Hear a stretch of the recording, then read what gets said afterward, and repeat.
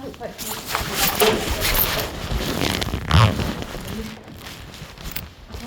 Again.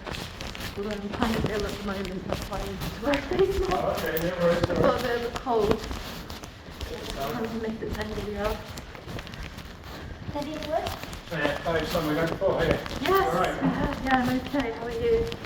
Super. That's good.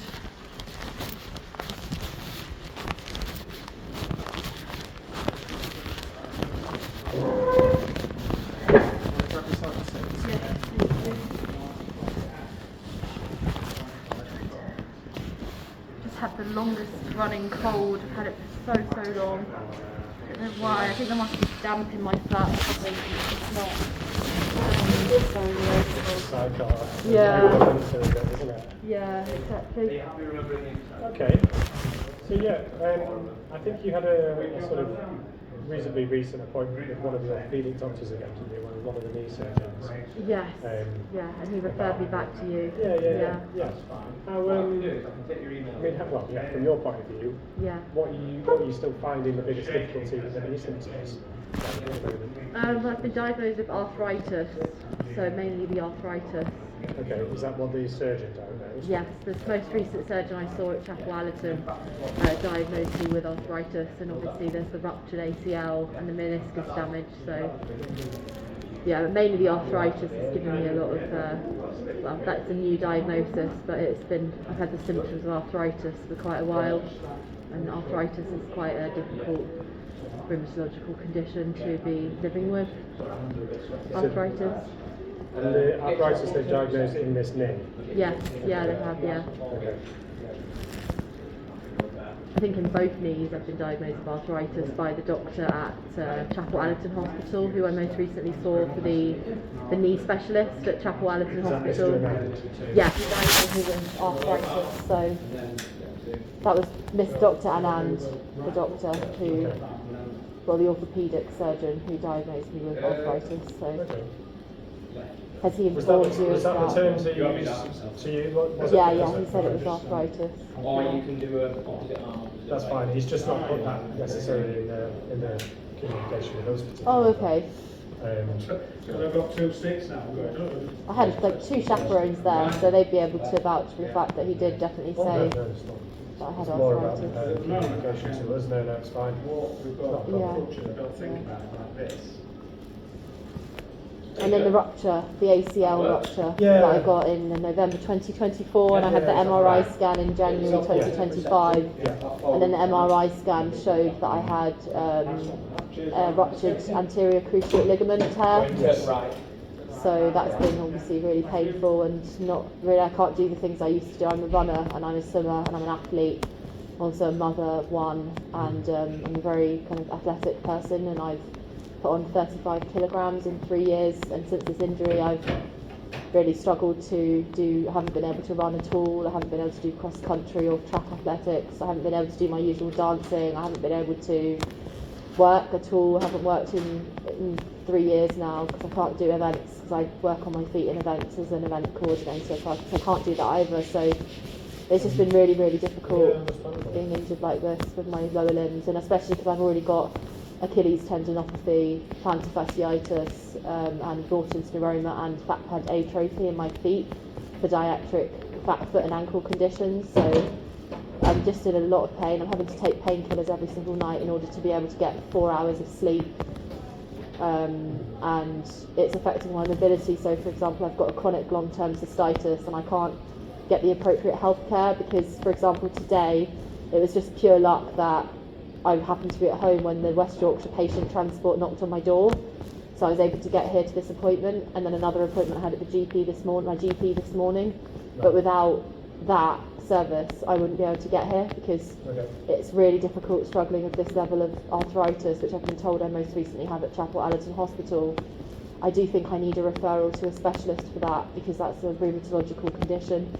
And I do have a medical history in my family of autoimmune disease. My auntie's got an autoimmune disease, and I do genuinely knowing my physiology, and I do genuinely think the diagnosis of arthritis is probably correct at this moment in time because the symptoms align exactly with what I've experienced and why I've been finding life extremely difficult in the last few years, to the point where I barely sleep. I haven't worked in 3 years, and there's all manner of issues going on in my relationship, breakdowns, and my financial situation is dire. And I really do need to get back on my feet. I can't stress that enough, that I need to really have some serious help with this, because I can't just, whilst squats and lunges are great, in all due respect, it's just not enough. It's not enough for me. I'm not going to recover from arthritis and an ACL rupture with just a couple of squats every day. It's just not enough. I need, equipment, or, an assessment by an occupational therapist in my home, or something a bit more than that, because, I've been going to the gym now for 4 months, and the symptoms of arthritis haven't gone away, and the weight gain is not going anywhere, and I'm 93 kilograms. That is obese, and I've been that now in Leeds. Since I moved to Leeds, I was 93 kilograms in January 2024. I'm still 93 kilograms 2 years later. That is obese according to the national guidelines of BMI calculations, and I haven't received any referral to a weight management program or anyone on the NHS who can help me to manage my weight, or and I do really need that assistance, because it is serious. Obesity has high risks of cardiovascular disease, strokes, cancer. I've got a polyp on my uterus that could be linked with the weight gain. So it is really, really serious. It's really, really, really serious, and I can't quite emphasise that enough. Well, I don't know if anyone would doubt that, Lydia, of course. I mean, are these some of the issues you've been discussing with your doctor, with your GP, around the rheumatology referrals and weight management and things like that? Well, the GP I was at the GP for an hour this morning. Okay. And so they... you had a discussion with them about this? Yeah, I did, but it was a discussion mainly in relation to the long-term chronic cystitis as opposed to the weight, because that's the most issue. That's infecting me, that's causing me to not be able to sleep, because I have symptoms of cystitis and a lot of, annoying flank pain, and it's potentially spread to my kidneys, so I'm having to deal with that, because that's the most, debilitating issue I'm suffering from at the moment.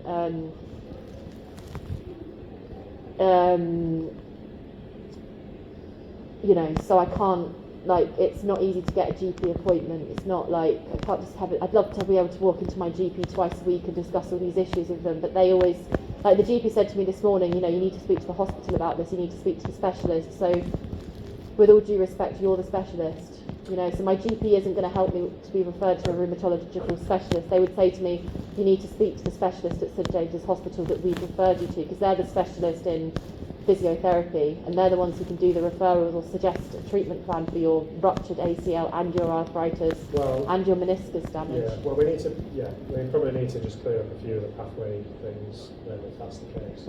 So, I mean, you've been under the orthopaedic team here regarding the knee injury, with the ACL injury, from that point of view.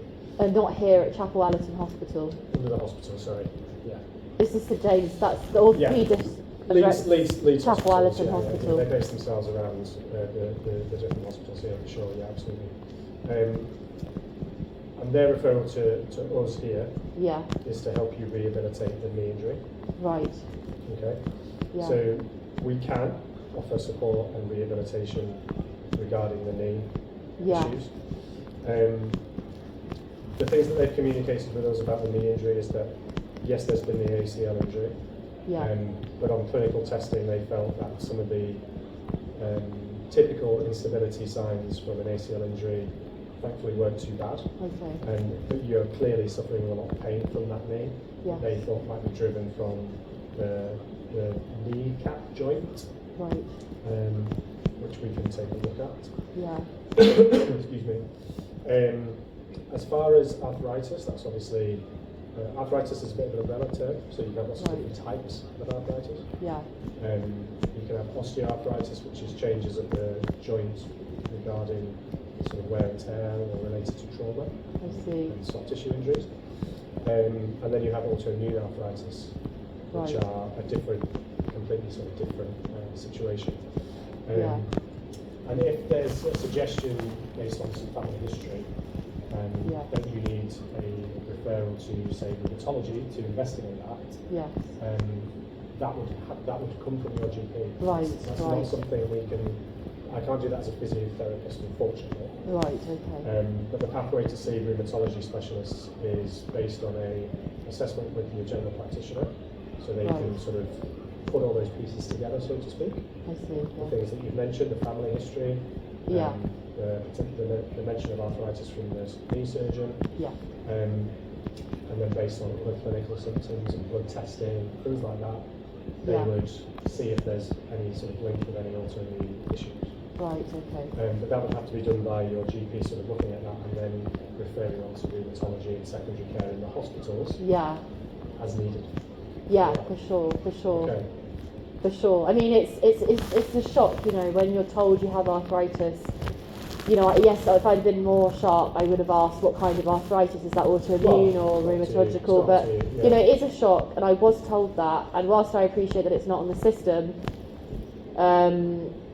you know, for me, I need to know, do I have arthritis, because that's a very specialist condition, and that's something that is incurable, so it has caused me quite a lot of distress, and that wasn't you who told me that, but it is, for me, it is quite concerning for me today, and again, this is not you who hasn't put those notes on the system, but it is concerning because I'm already suffering from chronic illness. You know, I have fibromyalgia, I have IBS, I have, you know, cysts, spleen issues, I've got, you know, all manner of different health conditions, and, you know, so adding another one into the mix, and it not being clear, you know, this is really happening a lot. You know, like I was told at my 6-month ultrasound scan when I was pregnant that my son had a bowel disorder, and then 3 minutes later the sonographer, this was at the Royal London in London, and I wouldn't make this up, what would I get out of making this up? 3 minutes later the sonographer then said to me, oh actually no he doesn't, that must be you. And it's like, I am noticing a pattern now. I'm noticing a pattern of doctors telling me that I have these conditions, but it not being actually medically evidenced with test results. You know, if I'm told I have arthritis, that should have been confirmed before I was told it, because that's caused me a lot of worry and a lot of stress, you know, because I need to know if I have arthritis, and how am I going to find that out? The thing with the arthritis that they may be referring to is that often it's a clinical diagnosis as well, which is based on symptomology and symptoms that people have. And it can affect just one joint. And it can be a consequence of, you know, a soft tissue injury and things like that. And there's a difference also between what some doctors might call a clinical diagnosis of arthritis versus a radiographic diagnosis of arthritis, because you can see structural changes to the joint on a scan, which could be related to a traumatic injury like an ACL tear, and then you have meniscus changes and some little bits of cartilage change, which would be very normal after having an ACL injury. And you know, and some doctors might call that radiographic arthritis, or changes in the joint related to the trauma of the injury that is seen and visible on a scan. Now, it's unfortunately there is a little bit of a grey area there in the sense of how much those structural findings translate to somebody's symptoms. Because sometimes they do, or there is certainly a risk factor to contributing to symptoms, and sometimes they don't, because you know, we see people with all sorts of changes on scans who are not necessarily symptomatic with them. You know, these things are not always causal, but they're contributory factors, they're risk factors that contribute to a bigger picture. And particularly with pain, they can contribute, but it's really hard to say how much.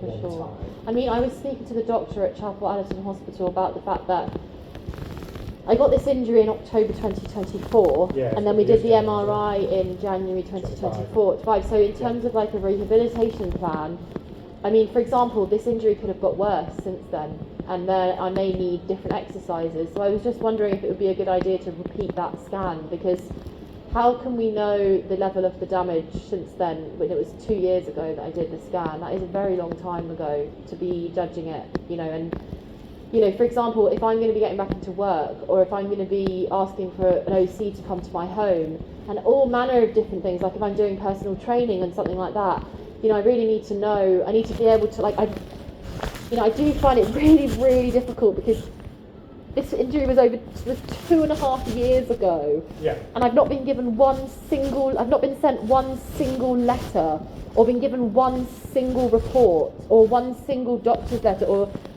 any clinical letter that actually confirms the diagnosis of a ruptured ligament.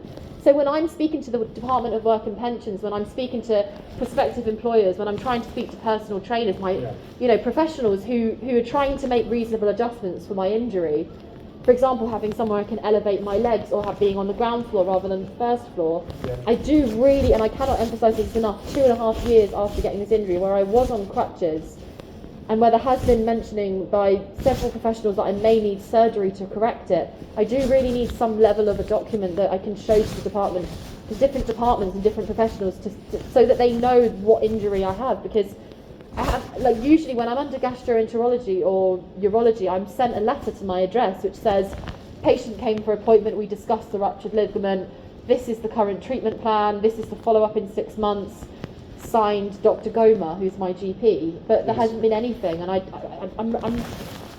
is that an administrative error, or is that just, it is quite odd, it's very unusual. You've had orthopaedic letters sent to your GP.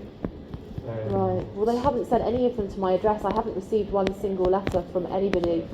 It does look like, that they've just been sent to your GP.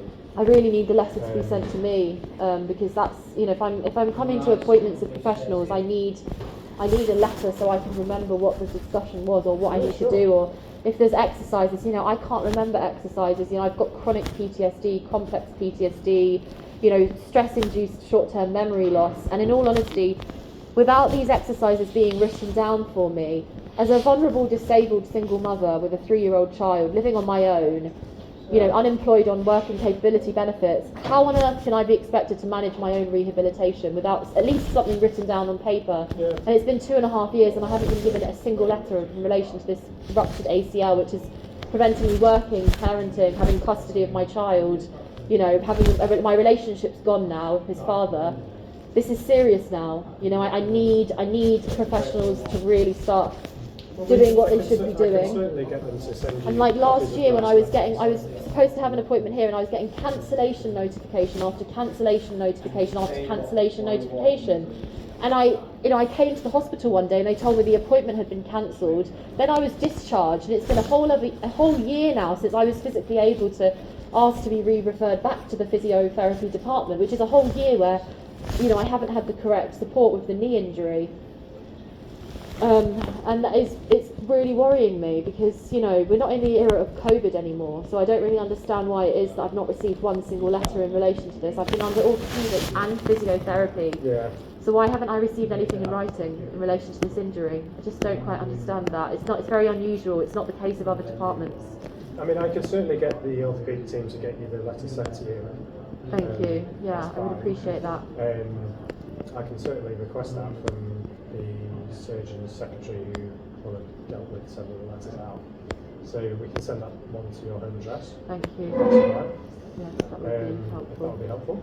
It would be helpful, sure. When asking for reasonable adjustments, or for example, trying to get a job where there's adjustments for me, I need evidence. They're not going to, if I just tell people I have a ruptured ACL, they're going to say, no you don't. Yeah, sure. I was trying to deal with court proceedings, and literally I had a huge fracturing of my family because I couldn't provide any evidence that I'd been on crutches to the professional involved with my son. Right. And that was hugely impactful, and I cannot emphasize this enough. I am suffering from complex PTSD and very quite severe short-term memory loss. So I really often struggle with executive function, and I need things to at least be sent to me as in letter form, because otherwise professionals ask me for medical evidence of my ACL rupture, and I have nothing to provide to them. And trying to get in contact with you directly when I'm not in the appointment is nigh on impossible. I can't just email St James's Hospital and they're going to get back to me with the document. That's just not how it works. You have to fill in forms, you have to get them signed, you have to provide your ID, you have to wait 2 years sometimes for a subject access request. I'm still waiting for subject access requests for my personal data, literally, that I made over 2 years ago, literally, and I still haven't received them. You know, it's not. Let's at least get the letter sent out to you, and then you've got the confirmation of the appointments with orthopaedics. That's fine. We can sort that out. That's not a problem. Great. Regards obviously to the other issues you're mentioning around the PTSD and things, are you under some support with that? Are you having treatment for that at the moment? No, I'm not, unfortunately. Are you under no. any sort of mental health teams about that? No, I haven't been able to get a referral to those. I need a referral to a trauma specialist. I am not willing to accept anything else. I am not willing to accept it for just generalised depression, anxiety, whatever the hell they want to diagnose me with. I know what I have. I have a trauma stress disorder. I have a traumatic stress disorder, and I need a referral to a trauma specialist. And anything else will not do anything for me, because I've tried every manner of team in the past. What avenues have you been through? Have you been through I've been through living Aspire, who do psychosis. I don't have psychosis. I'm not hearing voices. I don't have delusions. I've not got paranoia. So I discharged myself from them over a year ago. And again, it's like banging your head against a cold wall. When you mention the word trauma to people, they don't want to acknowledge it, because if they acknowledge that you've got a traumatic stress disorder, then they have to acknowledge that this is not a personality disorder. This is not an innate part of who I am. This is what happened to me. I have been involved in life-threatening attacks. I have been involved in near-death situations. I nearly lost my life 3 years ago during labour. So I need a referral to a trauma specialist. The Leeds Mental Wellbeing Service has trauma services. That's what I need, desperately. You've not been through that before? No, I haven't. I can't tell you enough. It's like you say to the word trauma, don't want to hear it. They don't want to hear it. They really don't want to hear it. I don't know why. I haven't done enough research into it, but that word is stigmatised. In my experience, they do not want to acknowledge that I've experienced traumatic events which have led me to the condition that I'm in today. Well, what I would suggest, the fastest way to do this is an online self-referral. Right.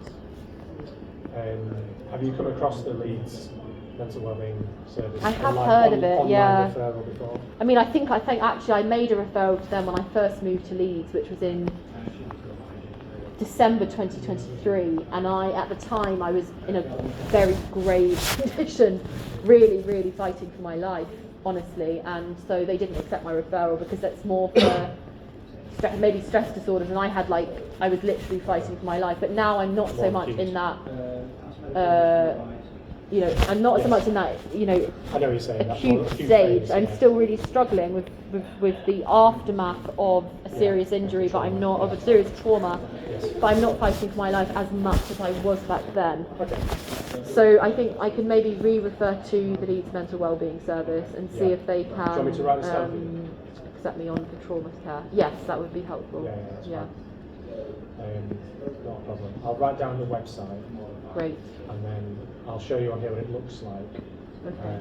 And then just so you know from the reference point of view, you're in the right place. Yeah. Okay. In terms of physio, what are you, have you got any specific goals?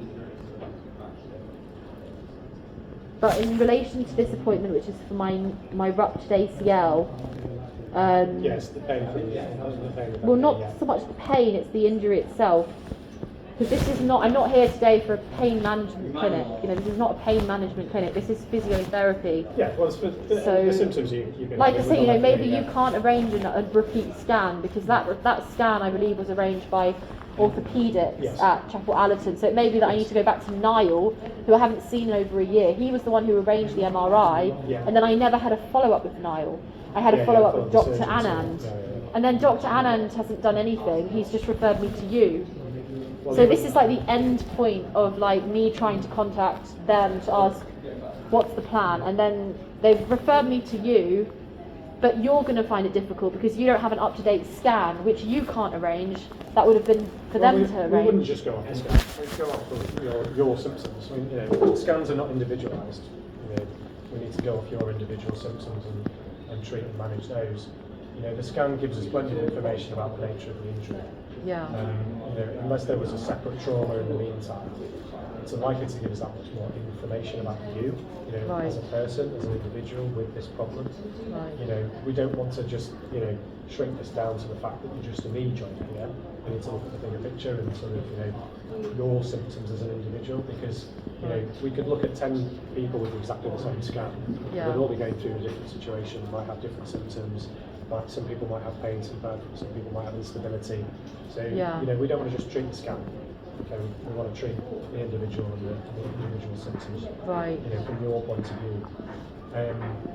The surgical opinion from Dr. Anand was just that. It was a surgical opinion. It was whether he felt any surgery would improve the situation. Right. In terms of pain and instability and the overall picture. Yeah. His current thinking is that he can't offer a surgery that he thinks is going to change the current situation in terms of your current symptoms. Right. Which at the time was felt to be both those instability and pain symptoms in your knee. Yeah. Hence why he thinks sort of having some more input with the physiotherapist. So what's the pain? What's causing the pain? Because I must say, the symptoms of pain have definitely worsened in the last few months. I'm having more pain in my knees now. Pain that I just wasn't really having before. Before it was just like pain experiences are instability, but now there's actually pain. Pain experiences are hugely multifactorial. Right. For us all. Okay? Yeah. The experience of pain is the body's response to any sort of perceived threat, and that perceived threat can be tissue damage, injury, inflammation, instability, muscle weakness, but also anything that's going to drive any perception of threat throughout the whole body. Right. Okay, so you can imagine all sorts of things can feed into that. Pain is a very, very, very unique individual experience. Yeah. Not one, two people are going to have the same experience of, even with the same injury. Yeah. You can have 100 people with exactly the same injury, same tissue injury. Yeah. But they're likely to have 100 different experiences of pain from their own personal point of view. Right. Because pain is our own protective, it's linked to our protective mechanisms. Yeah. It's something that inherently, when it works well, it's trying to look after us, protect us, tell us to rest, tell us to do something. The cause of pain is multifactorial. It's going to be lots of different things that feed into that.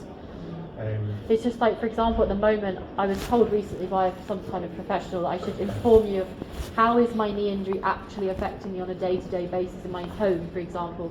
Yes. The way it's affecting me in my home is I can't go, I live 2 flights of stairs up. I'm on the 2nd floor. I have to go up 2 quite steep flights of stairs to get into my flat. Okay. And when I'm trying to get up the stairs, I'm sometimes having to actually lift myself up on the banister because my knees are so painful when I put impact on them that they feel like they may buckle. Okay. And then also other things like I'm really struggling to get out of bed. I have chronic cystitis. I'm having to use the bathroom upwards of 25 times a night.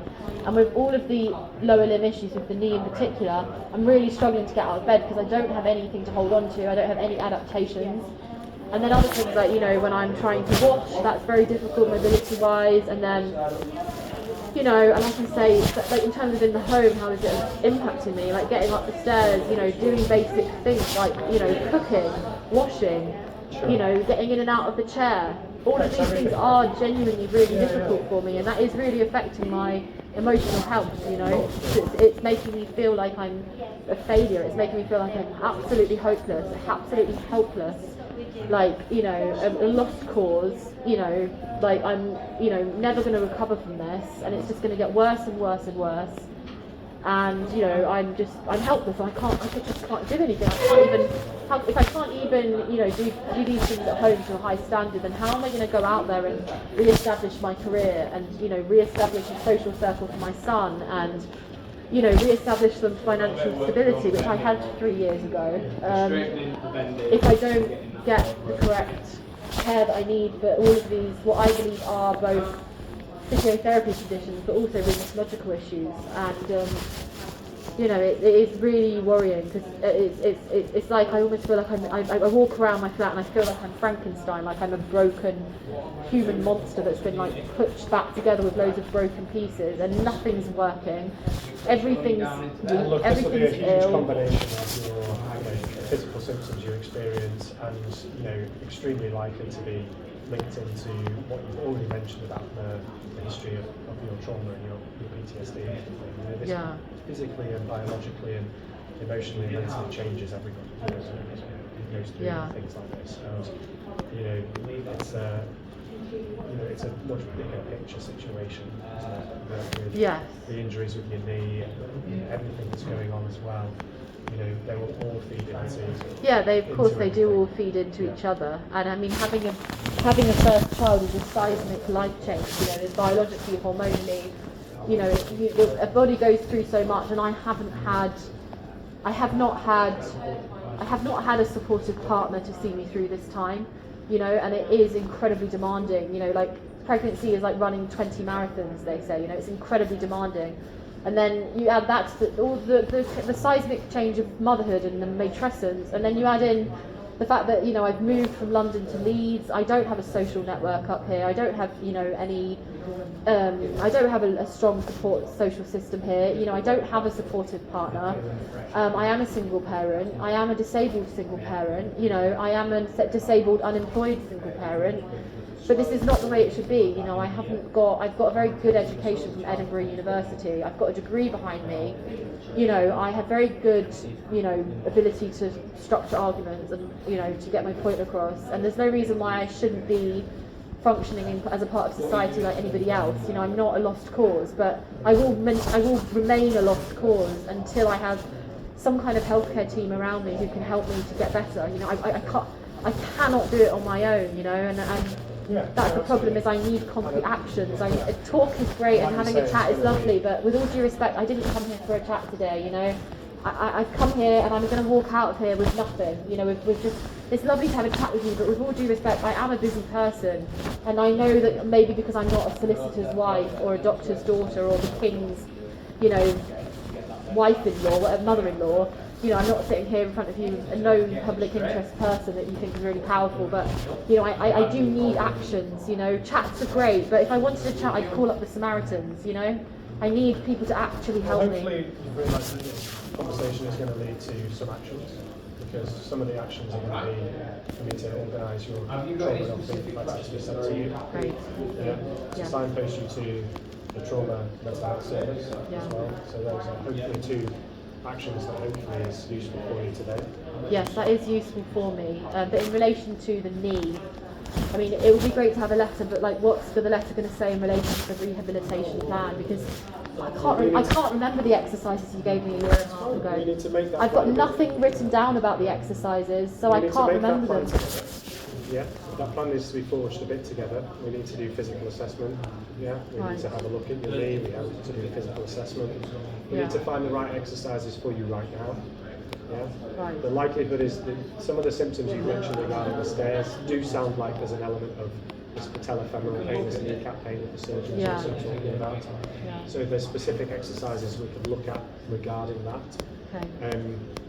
But we need these other things to happen for you as well. We need the right mental health support in there as well. We need the letters so you can facilitate those other conversations with the other people that you talked about needing the letters for. So we can't reduce this just down to we need to just get you some exercises for the knee. We'd be missing a lot of other things. Yeah. And, as you've described, you need these letters. You need some mental health support. We need to get all those things in place a little bit for you. Like I said about the rheumatology thing, that will be through the GP and that has to be a conversation and assessment with them. Right. So hopefully the actions today can be that I will get the orthopaedic team to send you the letter. So just like you say, you've got that evidence around your ACL injury. And I'll write down the website where you can sign up for trauma-related mental health support. Okay. Yeah, that would be great. And in relation to the assessment, the up-to-date assessment of the knee, will that be booked for the next appointment or? Right, yeah. So we'll get that booked in for when the next available appointment is. Right. Which will probably be in a few weeks, but we'll get that booked in for the next available one. And then next time, because we've had, a good up-to-speed conversation today about where we're at, we can get straight into the physical assessment next time. Yeah, We can get straight into that, and we can, prescribe some more tailored advice and exercise rehabilitation. Yeah, that would be great, because from what can I do? How can I make this a smoother journey so that we get to the point where I'm back to a healthy BMI, the knee's sorted itself out, and I'm not under your care anymore. You know, that's what we all want, so you can move on to the next patient. And what am I doing? The bit I'm trying to help with is that I joined the gym. You know, I've joined the gym, and I'm walking around like a wild goose because I just don't know what to do. And I know that, because I've had physio back in 2022, and with resistance bands, and I can't remember, I've even ordered some resistance bands. I've ordered some weighted ankle things about 6 months ago, but I don't know how to use them. I don't know how to use them. We'll give you some tailored advice around gym stuff, home exercises, whichever and whatever you feel is going to be the most useful in terms of whether you like gym stuff, home stuff, a bit of both.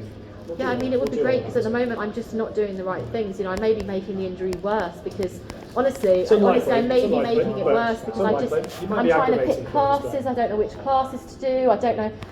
Is the knee at the stage where I can do a little bit of a jog on the treadmill, or is that out of the question? I just don't know. So I'm just, you know, I really am. I think maybe potentially in the gym I'm actually causing myself more damage because I just don't really have any guidance around of what to do. And I would like to try and do personal training, but once I've received the letter, maybe I'll be able to do that and find an injury PT. But without, you know, without being able to show somebody what it is that's the issue, it's difficult. We've already addressed that, and you said you're going to get them to send me the letter. So what I would hope is that in the next appointment, you can just do the assessment so you know what stage, whether the knee's got worse or better, if there's any more swelling, fluids, whatever. Exactly. And then hopefully you can do the exercises. And then now I'm in a bit more of a functional place than I was when I was under your care before, because I am slightly. In some ways I am, in other ways I'm not. With the cystitis, that's debilitating, but in other ways I am. So hopefully if you give me the exercises and have them in writing, I'll be able to actually do them every day. Exactly. In the gym maybe, or at home, and then we'll see some like marked improvements. Do you want me to just jot down the actions of today and the plans for next session? Yes, please, so I could remember it. Otherwise, I really don't remember it, and I questioned it even. I'll just quickly make a quick summary of like our actions of today, what we've discussed, and the website for the referral for the trauma services, and I'll just jot down what we're going to plan to do in this session. Yeah, great. That would be very helpful. Do you want to maybe, whilst I do that, do you want to make the next appointment? Yes, okay, I'll go and do that now with the receptionist. Does that make sense? Yeah, that's absolutely fine. I mean, just out of interest, do you know the reason for those cancellations? Like, did you have something going on personally so you were cancelling them, or was it like, because it was just so strange. We booked that next appointment, it was last April or something, and then suddenly I was just getting cancellation after cancellation here. And I was thinking, has something happened? You know, has there been a bereavement, or have you had an accident, or is there something going on in the department? Why, or is there like this devil, you know, at the top of my healthcare record who's just going around cancelling all my appointments? You know, it was really made, I'll be honest, but the way it made me feel, for somebody with my level of comorbidity and chronic illness, it is stressful when you suddenly are getting appointment cancellations, because, for example, to get here today, I booked West Yorkshire patient transport. I was at the hospital today 2.5 hours early. You know, I went and laid on a bench, and so I'd be doing that for the next appointment. So I just want to make sure there wasn't a reason behind the cancellation.